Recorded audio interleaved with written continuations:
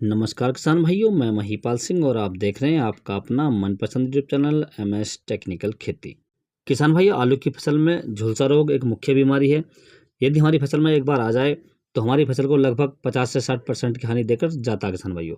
अर्थात फसल में यदि आ जाए तो पूरी तरीके से हमारी फसल को बर्बाद भी कर सकता है। यदि हम समय पर ध्यान कर लेते हैं तो हमारी फसल बच जाती है किसान भाइयों।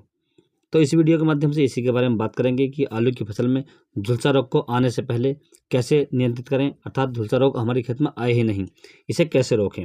यदि किसान भाई झुलसा रोग हमारी फसल में एक बार आ जाता है तो हमें इसका कंट्रोल करना बहुत ज़्यादा मुश्किल पड़ जाता है किसान भाइयों। कभी कभी आपने देखा होगा कि पूरी की पूरी फसल को यह तबाह कर देता है या नष्ट कर देता है किसान भाइयों। तो हमें किस प्रकार से कंट्रोल करना है झुलसे की बीमारी के लिए, कौन सी दवाइयों का प्रयोग करना अपनी फसल में, जिससे हमारी फसल में झुलसे की बीमारी नहीं आए किसान भाइयों। तो इस वीडियो के माध्यम से आपको पूरी जानकारी दी जाएगी, तो आप वीडियो पर अंत तक बन रहिए। और जो किसान भाई चैनल पर पहली बार आए उनसे रिक्वेस्ट है कि चैनल को सब्सक्राइब कर लें और पास वाली घंटी को भी दबा दें, ताकि हमारे आने वाले नए वीडियो का नोटिफिकेशन आपको सबसे पहले प्राप्त हो। किसान भाई, सबसे पहले हम बात कर लेते हैं कि झुलसे की बीमारी हमारे खेत में किस समय आती है। जब किसान भाइयों टेम्परेचर लगभग 5 डिग्री से नीचे आ जाए और कड़ाके की ठंड पड़ती है, मौसम मुख्यतः साफ रहता है और आसमान में घटा होती है। यदि दिन में हवा तेज है और रात को हवा बंद हो जाती है तो आपके खेत में 100% झुलसे की बीमारी आ सकती है। ये झुलसे के आसार आ जाते हैं किसान भाइयों, क्योंकि ज़्यादा ठंड पड़ती है, जब घटाएं होती हैं तो हल्का पाला गिरता है। पाला गिरने से हमारी फसल में झुलसा रोग आ जाता है। तो इसका विशेष ध्यान रखें आप। जब आप ऐसा मौसम देखें तो आप उसमें झुलसे की दवाई का प्रयोग जरूर कर लें। झुलसे की बीमारी रोकने के लिए जल्दी और हल्की सिंचाई करते रहें।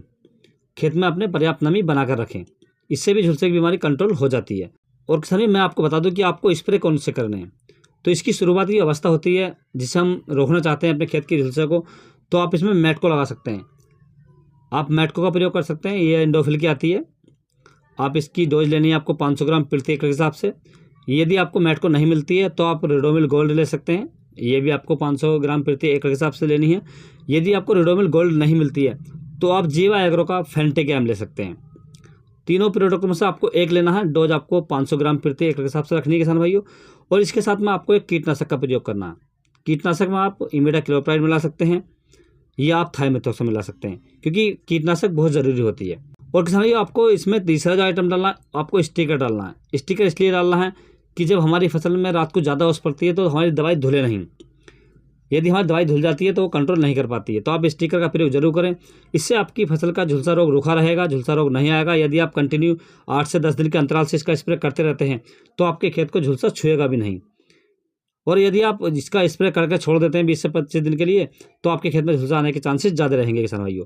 यदि आपको अपनी फसल से झुलसा की बीमारी को रोकना है, यानी आने नहीं देना है, तो आप इसका लगभग 8 दिन के अंतराल में या 10 दिन के अंतराल से स्प्रे करते रहें किसान भाइयों। कंटिन्यू स्प्रे मारते रहें, इसका हल्की हल्की अवस्था में स्प्रे मारते रहें, तो आपकी फसल में झुलसा रोग नहीं आएगा किसान भाइयों।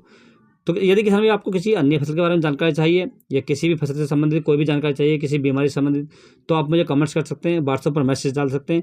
मैंने व्हाट्सएप नंबर अपना चैनल पेज पर दे रखा किसान भाइयों, आप उस पर अपनी फसल का फोटो डालें और जानकारी ले सकते हैं।